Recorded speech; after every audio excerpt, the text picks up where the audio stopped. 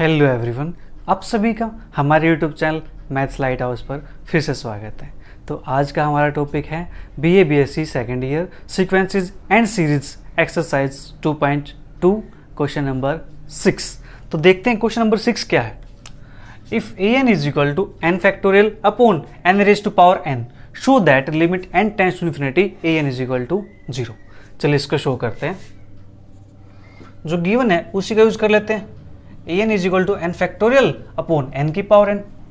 तो यहां से ए एन प्लस वन हमारे पास क्या बन जाएगा, जहां पर एन है उसको एन प्लस वन से रिप्लेस कर दो। ठीक है, इतना काम हो गया।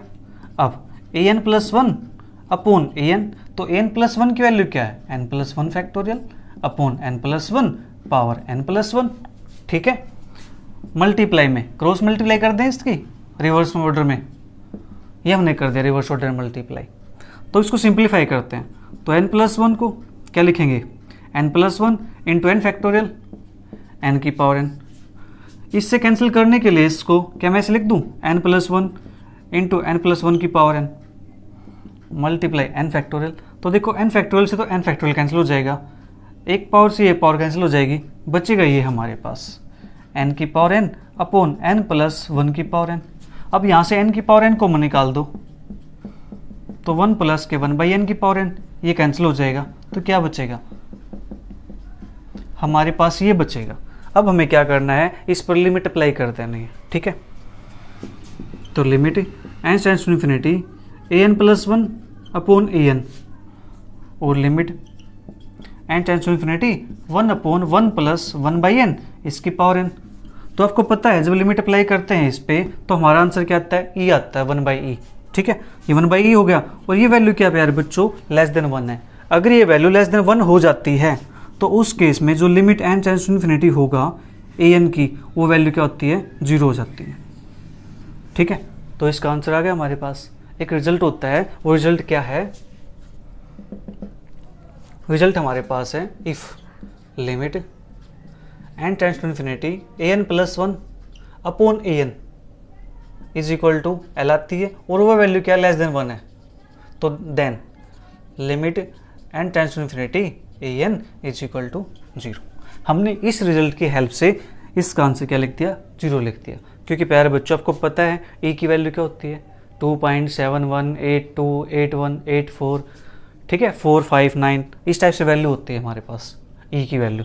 तो 1 अपॉन, अगर यहाँ पे 2 है, सपोज 2 ले लेते हैं और 2.7 है वैसे तो इसके लिए जो आएगी वो वैल्यू क्या आएगी, 0.4, 1/2 यही आएगी ना, 0.4 या फिर 0.5 इस टाइप से हमारे पास वैल्यू आएगी। वो वैल्यू क्या है, 1 से लेस है। 1 से लेस होगी तब वैल्यू, तब हम क्या करेंगे, जो ए एन की वैल्यू होगी ना, लिमिट लगाएंगे तो वैल्यू 0 आती है।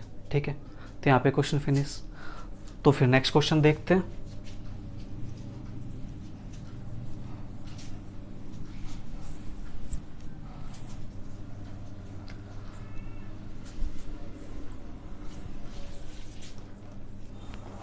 तो इसके बाद हमारे पास question number 7। If A N is equal to X raise to power N upon N factorial, show that limit N tends to infinity X की power N upon N factorial is equal to 0 where X is any real number, where X is any real number. X कोई भी real number है। ठीक है, हमें उसके लिए show करना है कि इसका आंसर इसके इक्वल आ जाए 0। तो चलिए करते हैं शो। ए एन हमारे पास गिवन है, एक्स की पावर एन, एक सेकंड। ठीक है, चलो कोई नहीं, ये हमारे पास है। वो इन्होंने अब की बार ये कहा है कि जो एक्स है ना, वो एक रियल नंबर है, कोई भी रियल नंबर है। तो यहाँ पे हमारे पास द फॉलोइंग केसेस अराइज, लिख देते हैं, given x is any real number, therefore following cases arise. तो 3 केस हमारे पास यहाँ पे राइज होते हैं कि x के लिए तो 0 हो जाए, या फिर x के लिए लेस देन 0 हो जाए, या फिर x की वैल्यू क्या हो जाए, ग्रेटर देन 0 हो जाए। ये 3 केस हो गए हमारे पास, ठीक है। कब? जब x क्या हो, कोई भी रियल नंबर हो। तो केस फर्स्ट की बात करते हैं। If x is equal to 0, जब x की वैल्यू 0 होगी तो यहाँ पे पुट करेंगे an x की power n upon n factorial, तो यहाँ पे पुट करो 0, 0 की power n upon n factorial, तो ये आंसर हमारे पास क्या आएगा, 0। तो लिमिट अप्लाई करो, limit n tends to infinity an, तो ये हमारे पास क्या आ जाएगा, 0 के इक्वल आ जाएगा, ठीक है। ये काम हो गया।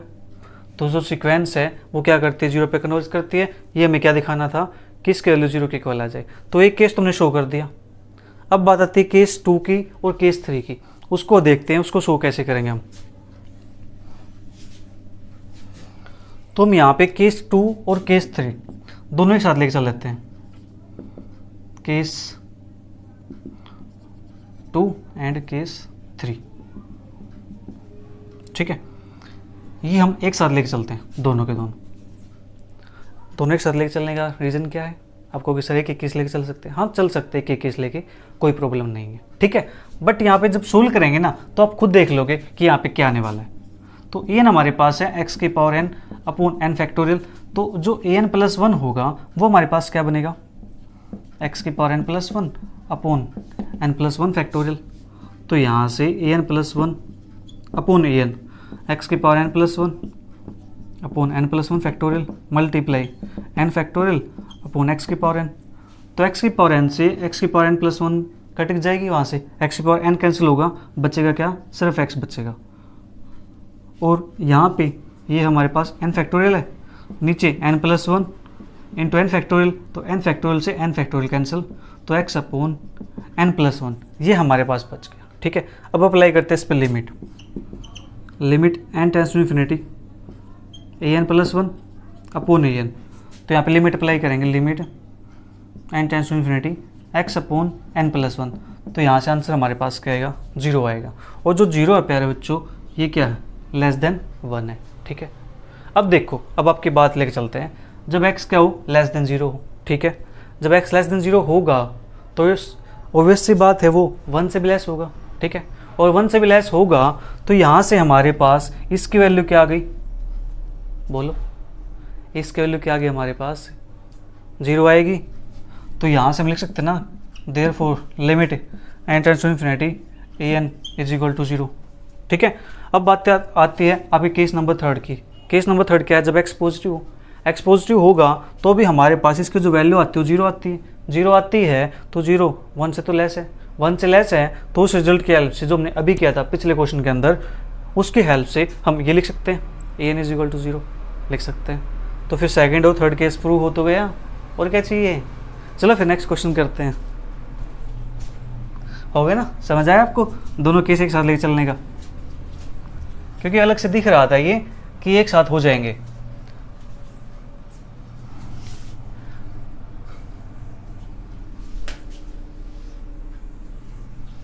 तो इसके बाद प्यारे बच्चों अपना क्वेश्चन नंबर है, क्वेश्चन नंबर 8th 9th और क्वेश्चन नंबर 10। ये क्वेश्चन आपके एग्जाम्पल के अंदर दिए हुए हैं, ठीक है। तो आप वहाँ से कर लेना, बिल्कुल डिटो दिए हुए एग्जाम्पल में। इनमें क्या देना है, इनमें एग्जाम्पल ही देना आपको, ठीक है। एग्जाम्पल देना है, शो करना है, आप वहाँ से इसको कर सकते हो। तो क्वेश्चन नंबर 11 की बात करते हैं। Discuss the nature of the sequence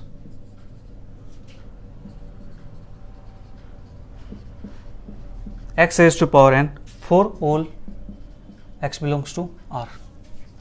इसके लिए हमें क्या करना है, सीक्वेंस का जो नेचर है वो डिस्कस करना है कि सीक्वेंस का नेचर क्या होगा। तो बच्चों जब डिस्कस करेंगे इसका नेचर, तो हमारे पास यहाँ पे केसेस बनेंगे, ठीक है। x belongs to R,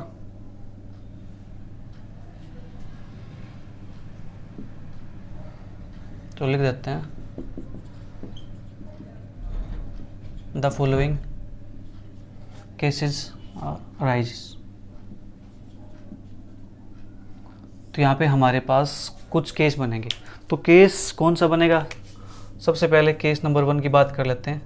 case 1 क्या बनेगा, जब x की वैल्यू क्या हो, ग्रेटर देन 1 हो, ठीक है।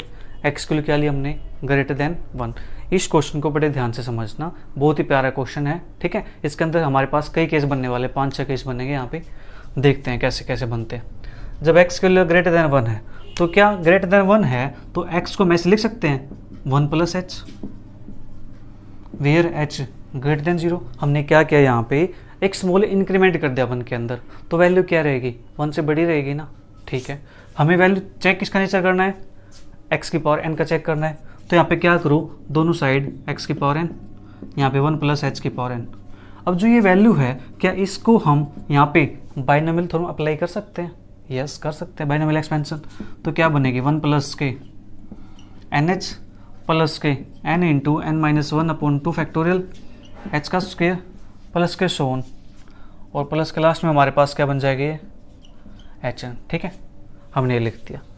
अब यहाँ से हम इसको सोल्व कैसे करें, इसका नेचर कैसे पता लगाएं, क्या इसको हम ऐसे लिख सकते हैं 1 + के nh।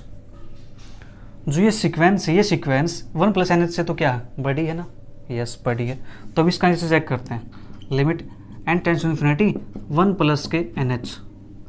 इस पर जब लिमिट अप्लाई की तो ये आंसर हमारे पास क्या आ गया, इन्फिनिटी आ गया।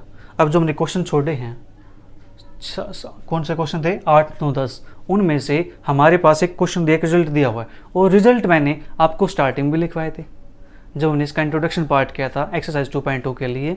तो वहाँ पे मैंने आपको कुछ रिजल्ट्स लिखवाए थे। वहाँ पे एक रिजल्ट था, अगर आपकी स्मॉलेस्ट सीक्वेंस हैं, छोटी सीक्वेंस क्या करती है, डाइवर्ज करते हैं, तो बड़ी सीक्वेंस भी क्या करेगी, डाइवर्ज करेगी।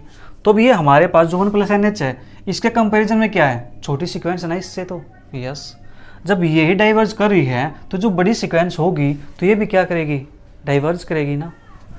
डाइवर्ज ये क्या करती है, इन्फिनिटी आता है, इसको लिख सकते हैं डाइवर्जेस टू प्लस इन्फिनिटी, ठीक है। तो therefore limit n tends to infinity, जो एक्शन है ये भी क्या करेगी, इन्फिनिटी आएगा,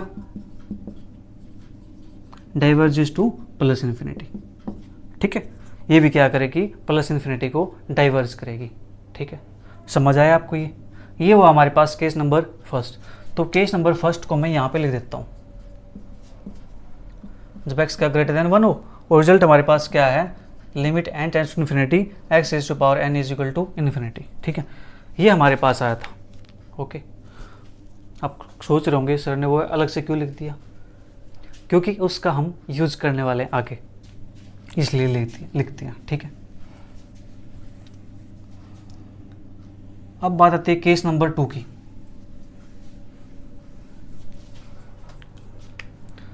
केस नंबर 2, अब हमने क्या लिया था, जो x की वैल्यू थी वो 1 से बड़ी थी, और 1 पे चेक करेंगे तो देखो जो वैल्यू चेक करने वाले ना, वो चेक करने का जो केस है हमारे पास वो इस पैटर्न में होगा, -1 0 1, ठीक है। एक बार तो जो वैल्यू चेक करेंगे हम वो 1 से बड़ी चेक करेंगे, एक बार वैल्यू यहाँ पे चेक करेंगे इस पे, ठीक है, एक बार वैल्यू इस पे चेक करेंगे, देखो यहाँ पे चेक करेंगे, यहाँ चेक करेंगे, यहाँ चेक करेंगे, इस पे चेक करेंगे, फिर यहाँ चेक करेंगे, इस पे चेक करेंगे, फिर यहाँ चेक करेंगे। तो केस देखो हमारे पास यहाँ पे केस कितने बनेंगे, 1 2 3 4 5 6 7 केस हमारे पास बनेंगे यहाँ पे, ठीक है। तो 1 बाई 1 हम उनका यूज करेंगे, ठीक है। तो देखो एक केस तो मैं डिस्कस कर दिया, जब एक्स की वैल्यू क्या थी, ग्रेटर देन 1, जब एक्स की वैल्यू क्या होगी 1 पे आएगी, फिर एक्स की वैल्यू क्या होगी, लेस देन 1 पे आएगी, ठीक है। समझ रहे हो आप। तो इस पैटर्न को हम फॉलो करते हुए सभी केसेस को चेक करेंगे। तो देखो जो केस सेकंड है, एक हमने चेक कर लिया यहाँ पे, अब चेक करेंगे इस पे x इज इक्वल टू 1 पे। जब x की वैल्यू 1 होगी हमारे पास, तो जो x की पावर n है वो क्या हो जाएगी, 1 की इक्वल हो जाएगी फॉर ऑल n के लिए। तो लिमिट अप्लाई कर दो, limit x raise to power n यानी n टेंड्स टू इन्फिनिटी, तो हमारे पास क्या आएगा, 1 आ जाएगा। तो sequence x raise to power n converges to 1, ये सीक्वेंस क्या करती है, 1 को कन्वर्ज करती है, ठीक है। ये इसको हम ऐसे लिख सकते हैं, it is a constant sequence.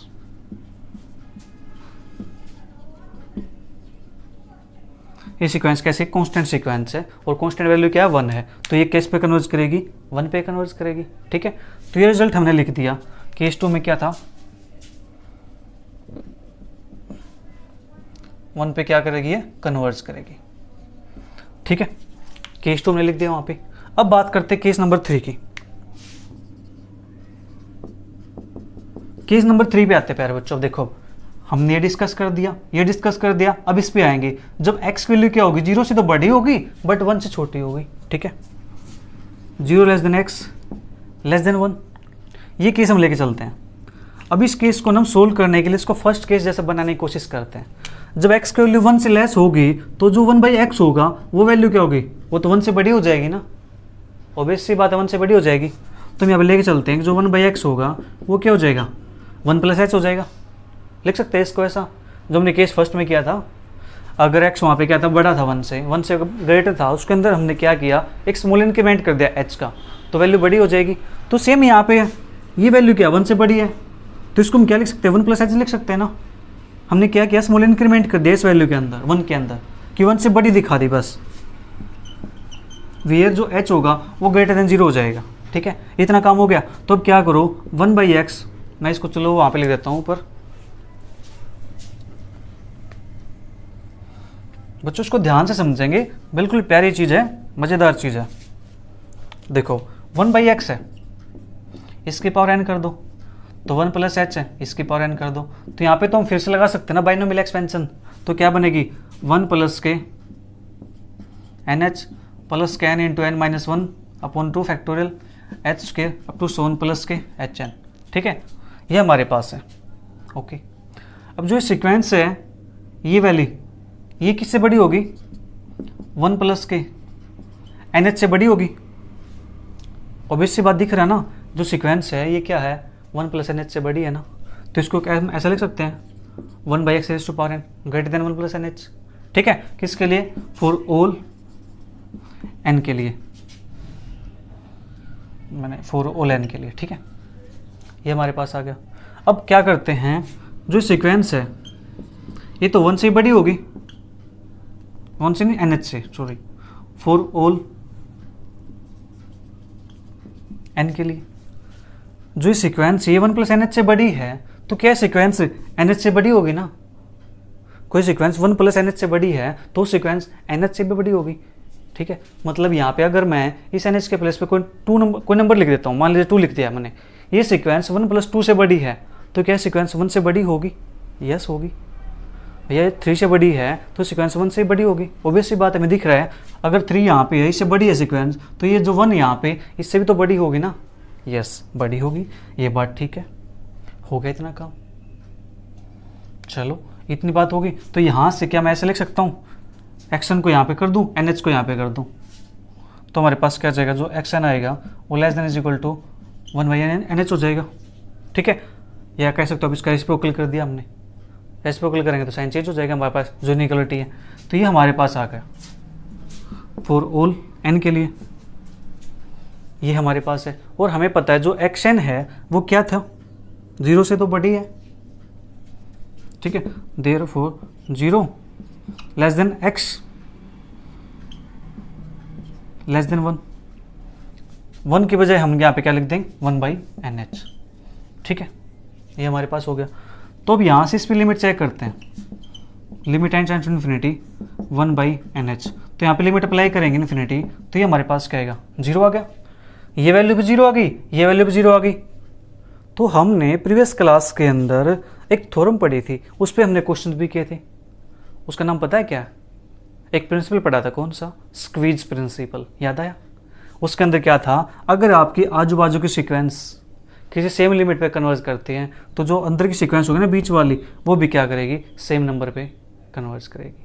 ठीक है, तो यहाँ से लिख सकते हैं, therefore limit n tends to infinity x raise to power n, मैंने क्या लिख दिया यहाँ पे, एक्शन लिख दिया, x raise to power n आ गया, सॉरी। ठीक है, x raise to power n ये भी क्या करेगी, 0 पर कन्वर्ज करेगी। ठीक है, कन्वर्जेज टू 0, तो 0 पे कन्वर्ज कर गई ये। ओके, तो केस 3 हमारे पास हो गया, आपको समझ आ गया। चलिए फिर इसको रेज कर देते हैं, और कन्वर्ज किस पे है, 0 पे।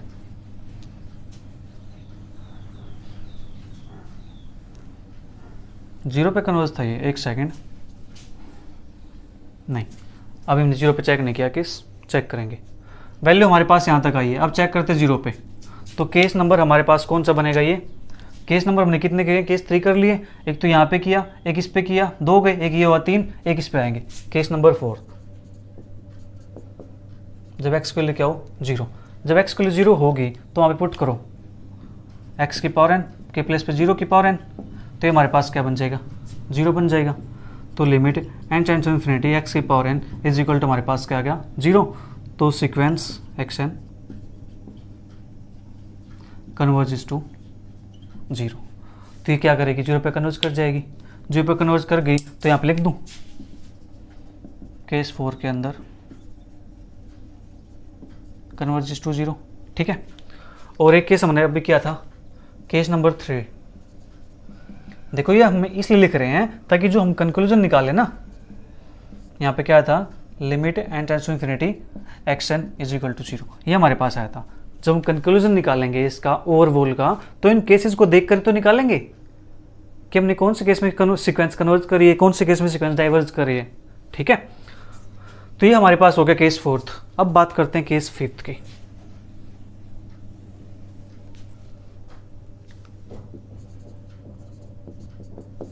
केस 5 क्या लेंगे प्यारे बच्चों 0 पे हो गया। अब बात करते हैं जब x के लिए क्या हो -1 से तो बड़ी हो और 0 से छोटे हो, -1 less than x less then 0।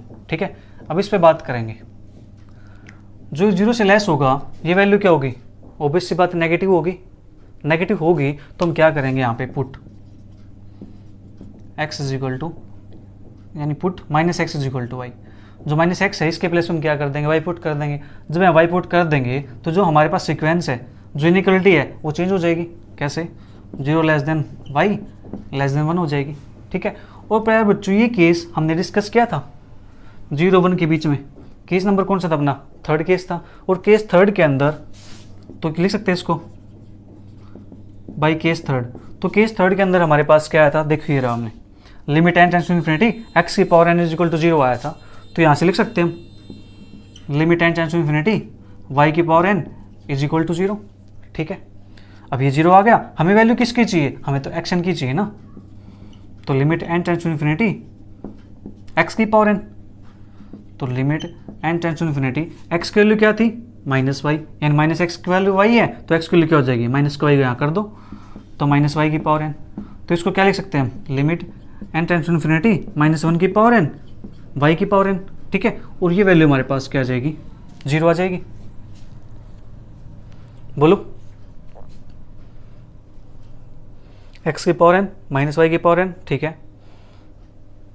इस पे तो लिमिट लगने से रही, लिमिट लगेगी इस पे y की पावर n पे, तो ये वैल्यू क्या आ जाएगी 0 के इक्वल आ गई। तो ये केस हमारे पास हो गया। तो सीक्वेंस यहाँ से क्या कर गई कन्वर्ट कर गई 0 पे।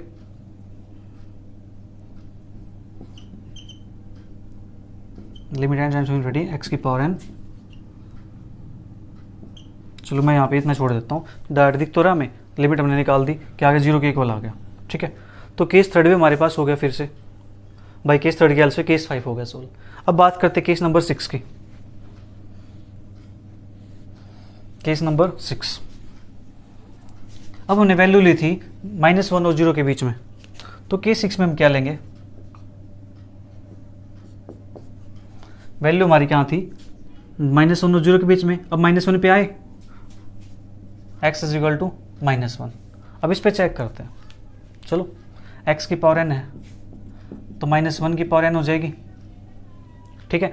जब -1 की पावर n हो जाएगी तो यहाँ से हमारे पास क्या आएगा -1 जब n के प्लेस पे 1 पुट करेंगे, +1 जब n के प्लेस पे 2 पुट करेंगे, फिर -1 आएगा जब n के प्लेस पे 3 पुट करेंगे। ये केस हमारे पास कब बन गया इफ़ n इज ओड, और ये केस बनेगा इफ़ n इज इवन। तो हमारे पास जो सीक्वेंस बनेगी यहाँ से वो -1 1 -1 1 -1 1 -1 1 -1 इस प्रकार से हमारे पास सीक्वेंस चलती जाएगी।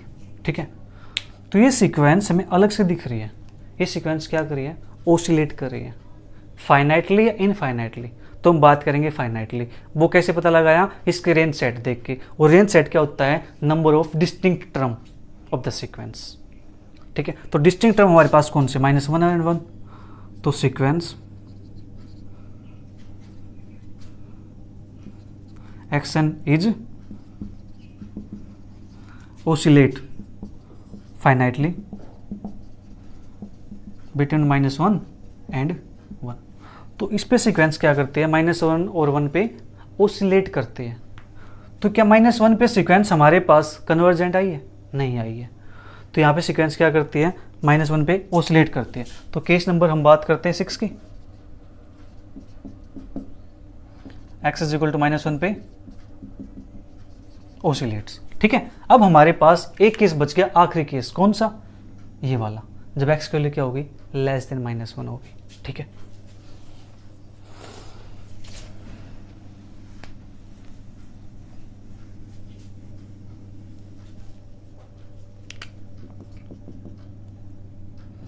केस 7, जब x क्या हो? Less than -1। ठीक है, तो यहाँ पे क्या करेंगे? Put x is equal to -y। तो ये हमारे पास क्या बन जाएगा? y greater than 1। ये y ग्रेटर देन 1 बन जाएगा। तो ये केस हम डिस्कस कर चुके हैं। कौन सा केस था हमारे पास? बाई केस फर्स्ट हमारे पास यही था ना, जब x की वैल्यू क्या थी? 1 से बड़ी थी। तो उस केस में हमारे पास जो लिमिट आई थी वो क्या आई थी? आंसर देखो, केस फर्स्ट हमारे पास ये रहा, x ग्रेटर देन 1 पे, ये y ग्रेटर देन 1 पे। तो इसको देखते हुए हम लिख सकते हैं ऐसा कि limit n tends to infinity y की power n is equal to infinity. ये हमारे पास आ जाएगा, बन गया हमारे पास इन्फिनिटी। ठीक है, तो अब हमें जो लिमिट निकालनी, जो नेचर चेक करना है, वो तो हमें चेक x की पावर n का करना है। ये तो y की पावर n है, तो इसके लिए इन्फिनिटी आ गई है। तो हम चेक करते हैं limit n tends to infinity x की पावर n और limit n tends to infinity, ये हमारे पास क्या है? -1 माइनस y इसकी पावर n। तो इसको लिख सकते हैं हम limit n tends to infinity -1 की पावर n इंटू y की पावर n। ठीक है, तो इसके वैल्यू हमारे पास क्या आएगी? -इन्फिनिटी और +इन्फिनिटी। ठीक है, तो ये वैल्यू क्या कर जाएगी? तो लिमिट, तो इसको लगाएंगे, सोल्व करेंगे, तो हमारे पास क्या आएगा? प्लस माइनस के इन्फिनिटी। तो सीक्वेंस x की पावर n ओसिलेट्स इनफाइनाइटली क्या करेगी? वो ओसिलेट करेगी, वैल्यू -इन्फिनिटी आएगी और वैल्यू उसकी इन्फिनिटी आएगी। ठीक है, ये हमारे पास आ गया। ओसिलेट इनफाइनाइटली लिख सकते हो इसको हम, या क्या कर सकते हो? Divergent at +infinity and -infinity. ठीक है, तो हमारे पास यहाँ पे केस 7 बन गए। अब हम यहाँ से क्या कंक्लूजन निकाले? जो हमने केस 7 तक पढ़े हैं उसके अंदर से हम कंक्लूजन क्या निकाल सकते हैं? देखो, इसका हमें नेचर बताना था, इसका नेचर कैसा आएगा? तो फर्स्ट केस हमारे पास क्या था कि x ग्रेटर देन 1 पे सीक्वेंस इन्फिनिटी आता है। ठीक है, इसके बाद फिनिश करते हैं। अब ये देखते हैं जो कन्वर्ज करते हैं सीक्वेंस, वो कन्वर्ज किस पॉइंट पे करते हैं? कन्वर्ज किया था इन्होंने केस 2 में। ठीक है, x इज इक्वल टू 1 पे। ठीक है, और केस 4 में इसने कन्वर्ज किया था किस पे? 0 पे। ठीक है, ये बात भी ठीक है। क्या -1 पे कन्वर्ज किया था इसने? नहीं किया था। -1 पे क्या किया था इसने? ओसिलेट किया था। ठीक है, 10 sequence action converges at -1 less than x less than is equal to 1। हम ये लिख सकते हैं ना ऐसे, इसको -1 लेस देन लगा दिया कि -1 पे कन्वर्ज नहीं करती है, x पे कन्वर्ज करती है, उसके बीच में जो वैल्यू होंगी, और less than is equal to 1 पे, यानी 1 पे कन्वर्ज करती है। तो 1 पे कन्वर्ज क्या था इसने? x इज इक्वल टू 1 पे केस था हमारे पास, x इज इक्वल टू 1 का ये रहा। इस पे क्या था इसने? कन्वर्ज किया था। ठीक है, और जो डाइवर्ज किया था इसने, डाइवर्ज किस पे किया था? x ग्रेटर देन 1 पे, and diverges at x greater than 1 पे डाइवर्ज किया था। और किस पे डाइवर्ज किया था इसने? और तो कोई केस नहीं हमारे पास। ठीक है, and oscillate finitely between -1 and 1। -1 और 1 पे क्या किया इसने? ओसिलेट किया फाइनाइटली। ठीक है, किस पे ओसिलेट किया इसने? एक सेकंड, -1 पे नहीं, इसने ओसिलेट किया था x इज इक्वल टू -1 पे, oscillate finitely at x is equal to -1। तो ये हमारे पास क्या बने? इसके केस बने हैं। -1 पे फाइनाइटली ओसिलेट किया, एंड इनफाइनाइटली किस पे किया ओसिलेट इसने? ओसिलेट इनफाइनाइटली हमारा केस था ये x is equal to x less than 1 पे। तो यहाँ पे लिख देता हूँ मैं, नीचे से स्पेस नहीं रहा, and oscillates infinitely at x less than -1। ठीक है, तो हमने क्या लिख दिया? इसका सारा कंक्लूजन यहाँ पे लिख दिया। क्या लिखा है कि -1 less than x less than is equal to 1 पे क्या करती है, सीक्वेंस कन्वर्ज करती है, और उसके बाद डाइवर्ज करती है x ग्रेटर देन 1 पे, एंड ऑसिलेट करती है finitely x is equal to -1 पे, और x लेस देन -1 पे क्या करेगी, इनफाइनाइटली ऑसिलेट करेगी। ठीक है, तो यहाँ पे अपनी जो एक्सरसाइज 2.2 है वो फिनिश होती है। मिलते जल्दी नेक्स्ट क्लास के अंदर, तब तक bye bye, take care, see you, thank you for watching.